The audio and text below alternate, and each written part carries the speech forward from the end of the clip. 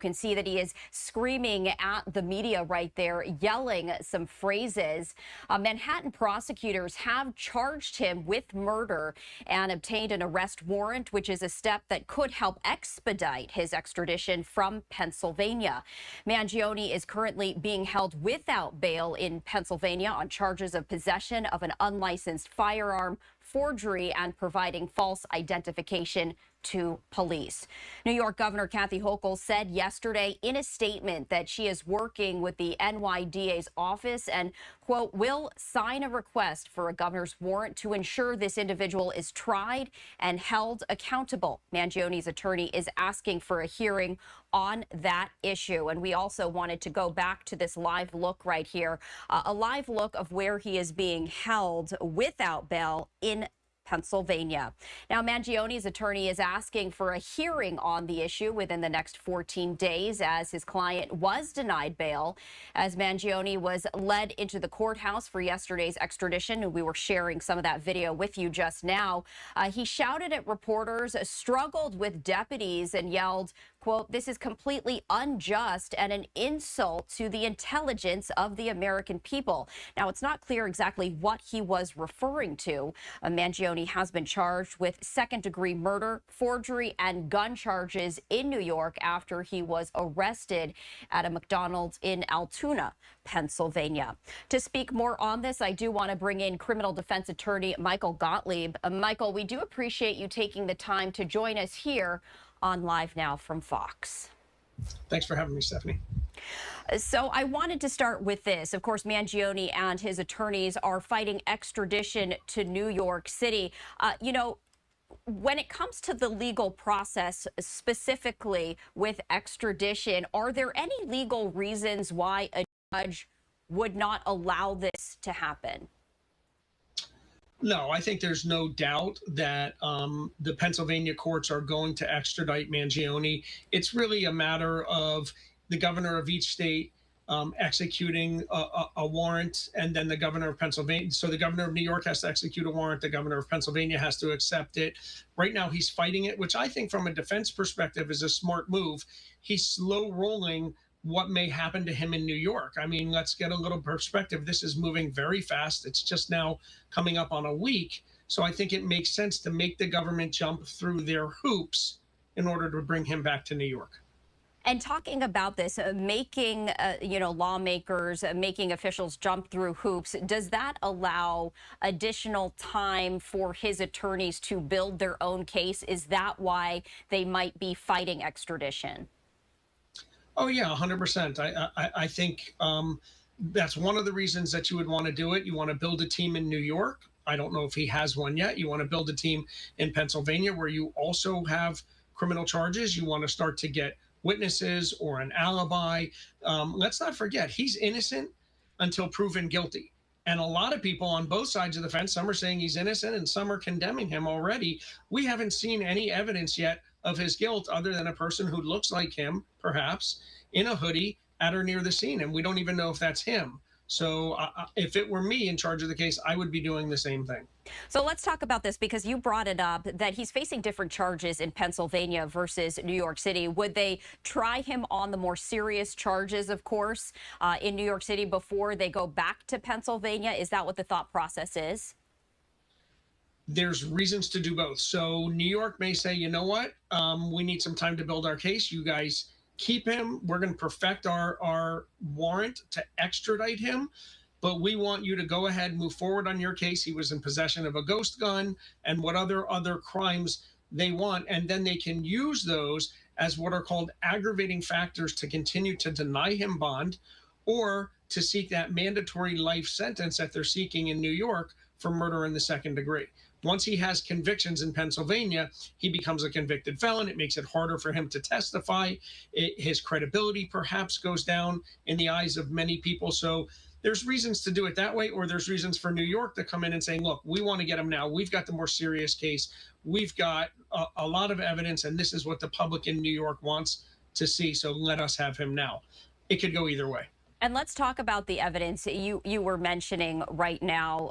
I would have to imagine that investigators still combing through a lot of that evidence. You also mentioned this has been happening very quickly. I would imagine, given the severity of the charges, that prosecutors would want to meticulously go through all of the evidence that they have, make sure that they have a very buttoned up case before they present it. And also, I would imagine that investigators and prosecutors are being very careful in terms of the process and how they do this, because you don't want to perhaps miss a step and then have that, become against you later on down the line, as we have seen in some of these high profile cases. Yeah, I think what's interesting about this case is the prosecutors, as you were saying, need to be on their A game. This is an individual defendant who comes from significant family money, so you have to understand he's probably going to have the resources to hire the best of counsel. He's an unlikely suspect. He doesn't need the money to have insurance problems. If he was denied an insurance problem, which is an epidemic that many Americans are seeing today, and therefore many are drawn to him as sort of their vigilante hero in this. But he doesn't need the insurance. He doesn't need.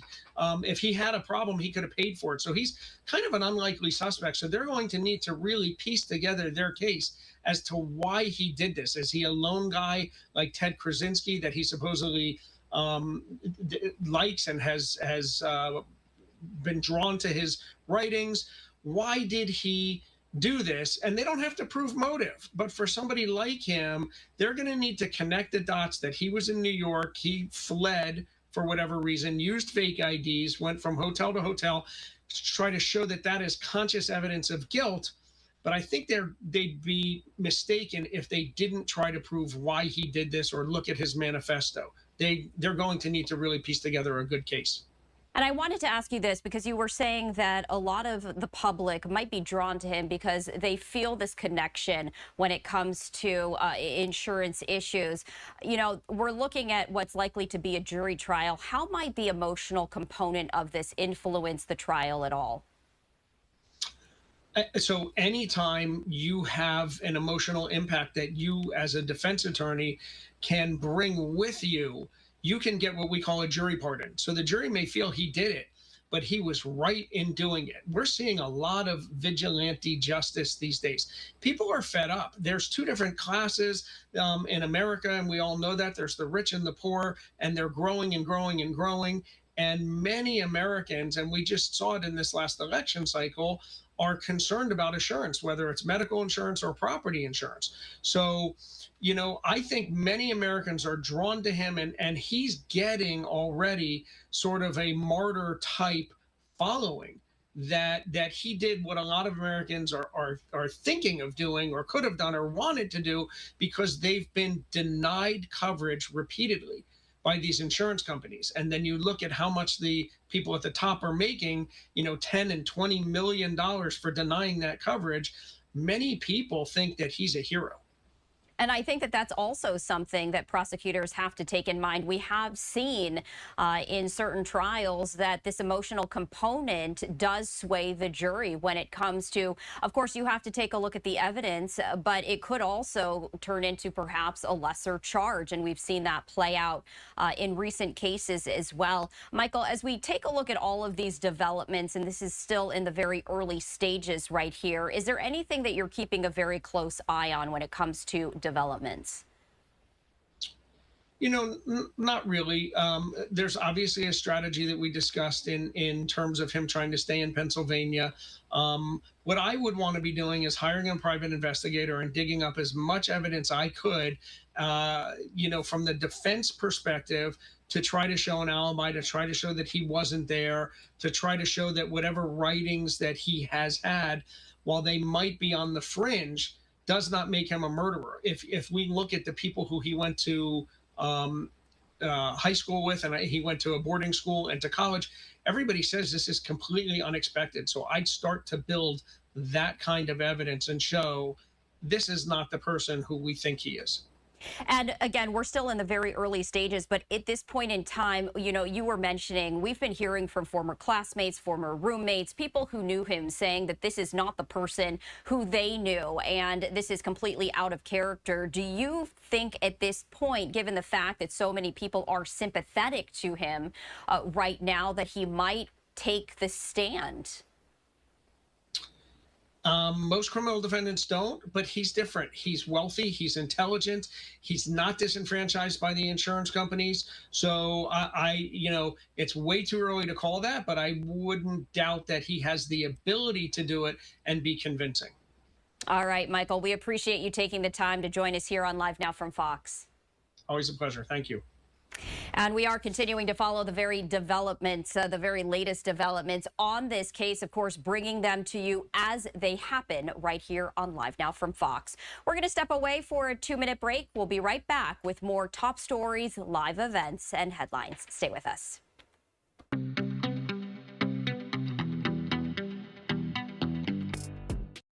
Welcome back to Live Now from Fox. I'm Stephanie Quinu. Just into our newsroom, we do have a news briefing with New York City Mayor Eric Adams and NYPD Commissioner. We were listening in during the commercial break earlier. We were speaking about the CEO murder suspect, Luigi Mangione. They are not discussing this case. They are, though, discussing the issue of ghost cars that apparently only exist but not on paper. They're also talking about public safety. So I did want to play some of that out as it is happening live on Staten Island. When he was running the transit police, we're continuing the foundational good law enforcement work that we're seeing. Our efforts to combat ghost cars fulfills both of these missions, and New York City remains the safest big city because of the commitment and dedication to the officers involved. And I just want to say a special thank you to those detectives that worked on the healthcare shooting, the number of hours they put in around the clock, dedicated to bringing this person to justice off the streets of America in general, but specifically off the streets of our city. And we look forward to prosecuting him to the full extent of the law. Thank you, Mayor Adams. It's now my honor to introduce the Police Commissioner of the greatest police department in the world, NYPD Police Commissioner Jessica Tisch.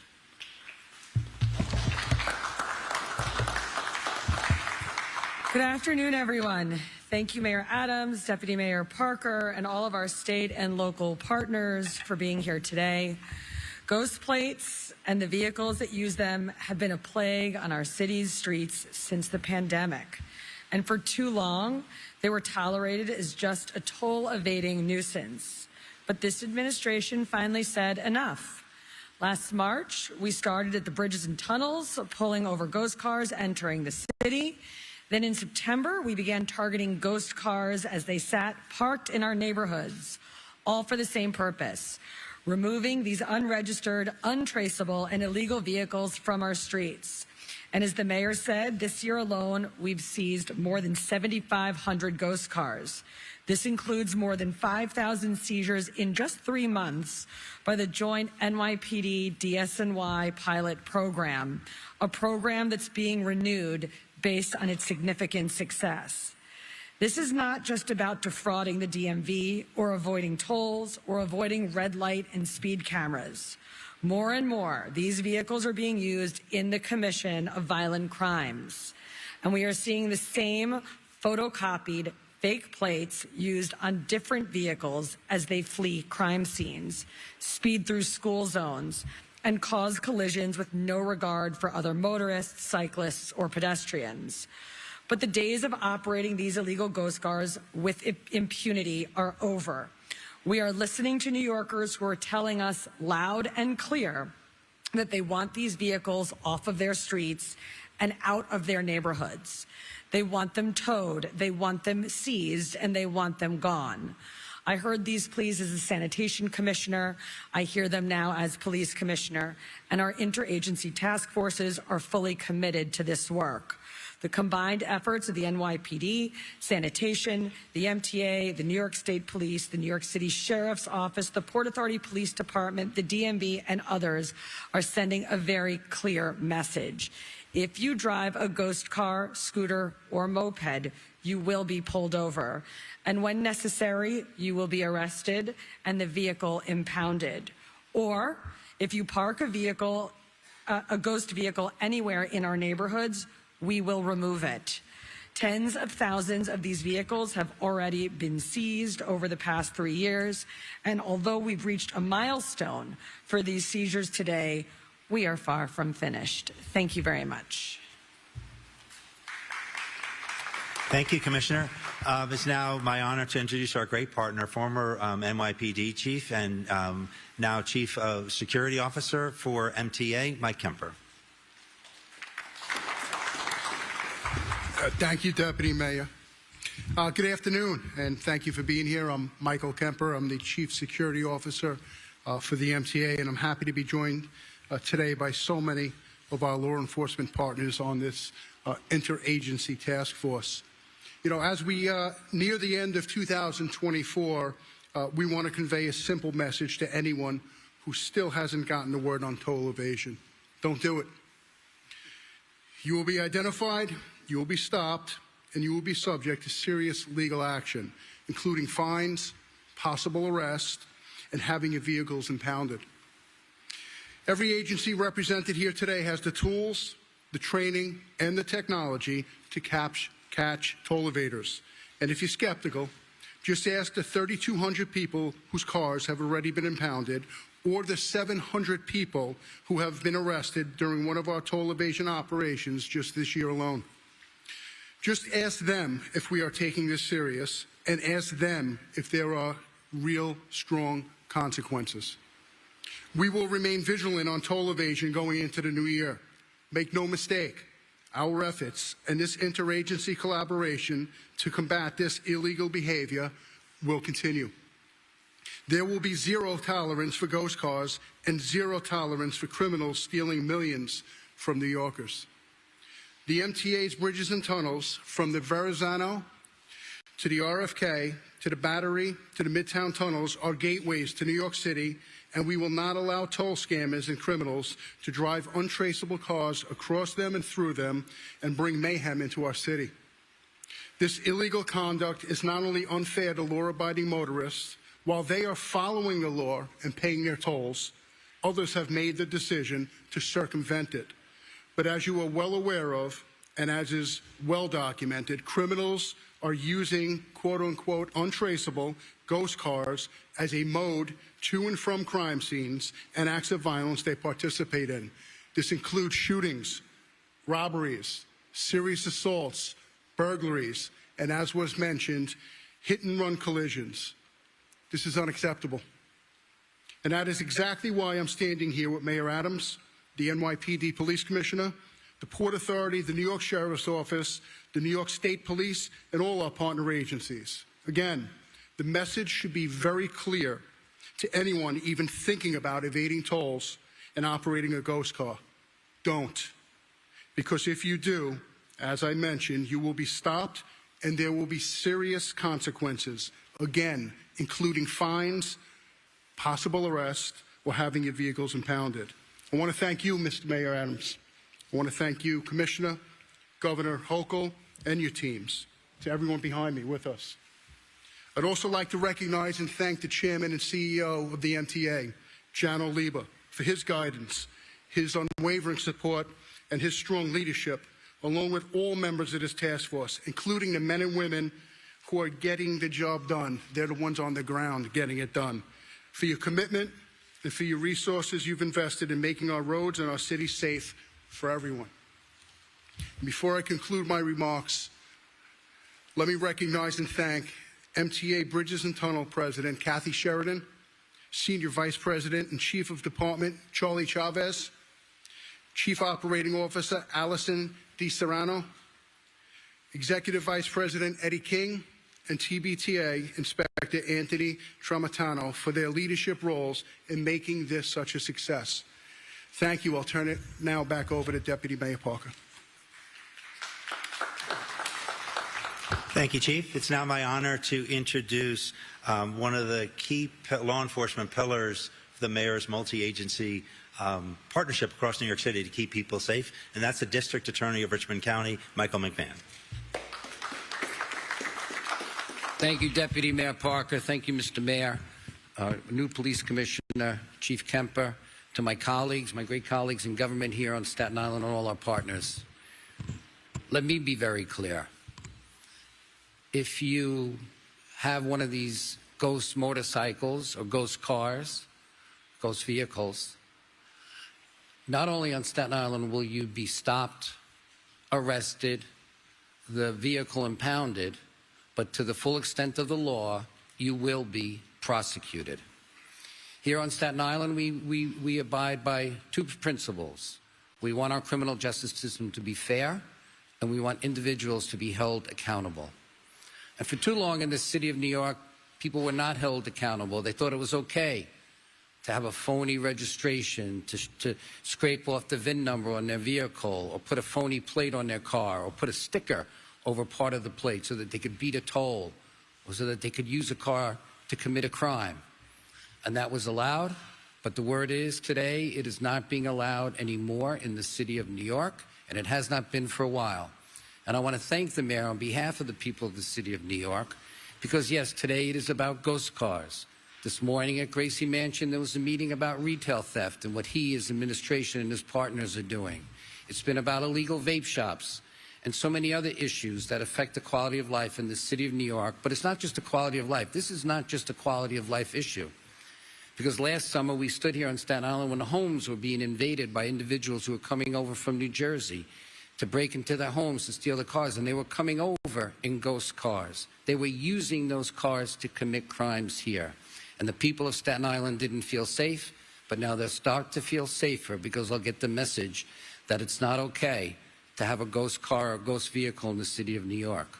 And too often I drive around my neighborhood or other parts of the island, and I see too many of my fellow Staten Islanders with half of the license plate covered over. Let me make sure they get the message okay as well. It's not okay. You're ripping off the system and you're sending a wrong message to your fellow Staten Islanders. It's time for us to say ghost cars, ghost vehicles are no longer okay. And if you get caught doing it, you'll be arrested, you'll be fined, your vehicle will be removed from you, seized, and you will be prosecuted. Thank you again, Mr. Mayor, for sticking with this issue. Thank you. Thank you, D.A. McMahon. It's my honor to introduce the Borough President for Richmond County, Vito Fasella. Thank you, Mr. Deputy Mayor Parker. I want to welcome to the heart of Staten Island here, and welcome to the great 122 precinct. We have the greatest police force in the entire world, and I want to first publicly thank the men and women of the New York City Police Department for what they do every day to keep Staten Island and New York City safe. So thank you, everybody. I want to thank the mayor once again for bringing us together for this, I think, a noteworthy achievement. You know, they say that ghost cars are theoretically invisible, but they actually have a very visible impact on public safety in a very negative way. The one thing about stopping something is you prevent them from growing. So if ghost cars were allowed to grow and be used more often, not just in evasion of tolls, but crimes, we would see more of it. And that's why it's so important to send the signal that enough is enough. And I want to thank and commend Commissioner Tisch and congratulate her on her new appointment, and thank the mayor because you couldn't have chosen a better public servant. So, Commissioner, best of luck to you. This is a team effort.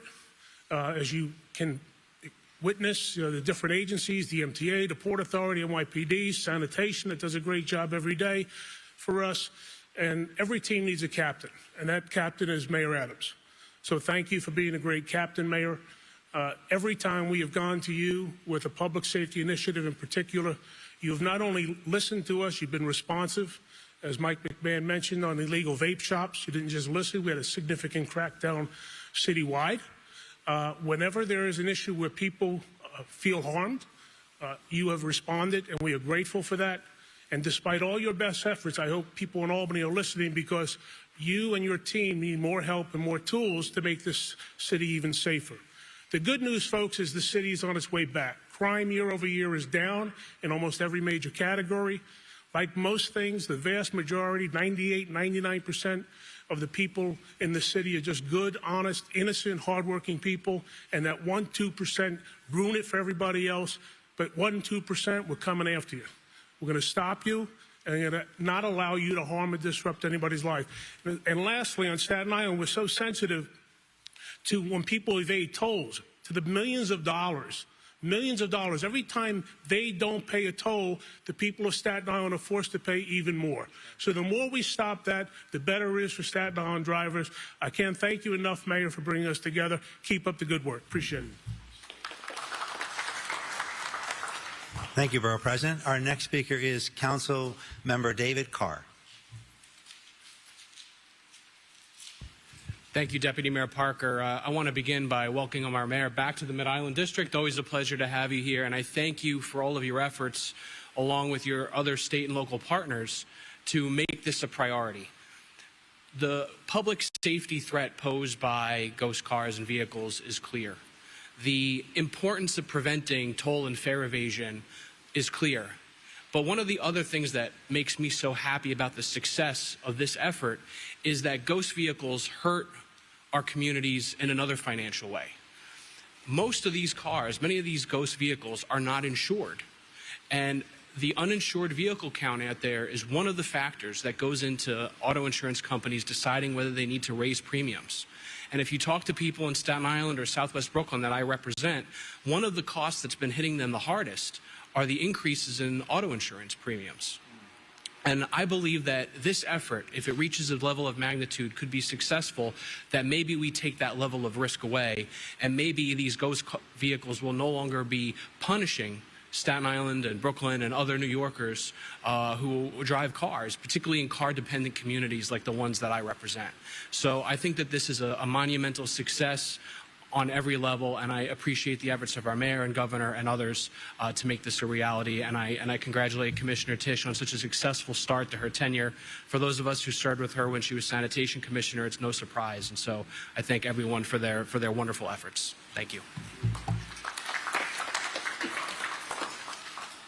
And finally, it's my honor to introduce the Minority Leader of the New York City City Council, and that is Joseph Borelli. Look at this, the whole gang's here on Staten Island. This is nice. This is nice. Make sure you have a meal before you leave. We have some great restaurants. Congratulations to Commissioner Tisch, someone who I've known for many, many years, and who proved actually on day one and in week one that this is going to be a responsive police department, just like it has been in the past, but she's not going to skip a beat on that, and nor is the mayor, who, when this issue was brought to him, he said we have agencies that are equipped to act, and those agencies will act on this issue. Now, I'm not a law enforcement officer. I am a legislator, so I want to talk a little bit about policy. In my long and storied career in the City Council, when I first started 10 years ago, the idea of e-bikes and scooters were sort of a new notion, a new idea. They weren't being used as frequently. A couple of cities were starting with those Lime scooters and different rental companies. Now we're seeing them proliferated all over our city, both on the electric side and the moped side, the gas-powered side as well. It's no coincidence that today the City Council is having a hearing on Priscilla's Law, which would force the registration and licensing of many of these particular vehicles. And there's some good news, because so many organizations around the city actually have come out today in the hearing and announced their support for this program. Because the truth is, we don't mind these vehicles when they're used properly. These are viable ways of getting from point A to point B, but people have to follow the rules. And the way we can enforce the rules better is if we have a way to register and track them, and then, frankly, punish the people who are misbehaving. That's why today I just want to speak and give a quick pitch for Priscilla's Law, as some of you might be covering it with other reporters at the hearing that's going on today. But it is an important tool in the law enforcement arsenal once these things can be regulated and tracked. Thank you. Questions for the mayor and the team?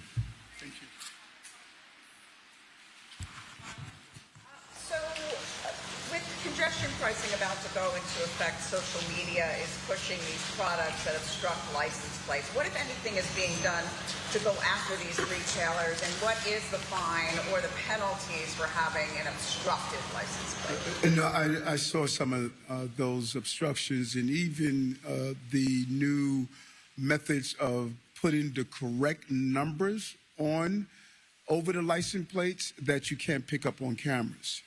And technology moves at a fast pace, and law enforcement must move at a faster pace. We're listening in to New York City Mayor Eric Adams as he's answering questions on this briefing, talking about ghost cars and crime. You might have heard of ghost guns that don't have a registration number. It's same too for ghost cars. These are cars that are untraceable. They either have forged or altered license plates. And so they were talking about how this has really impacted the community there in Staten Island, causing crime and also causing car insurance rates to go up. They're now combating that. And Mayor Adams was talking about improving license plates for undetectable numbers on them that can be scanned with equipment. We're going to continue to monitor this as this is in the question and answer period. We are going to step away, though, for a 2-minute break, continuing our live coverage after that. Stay with us.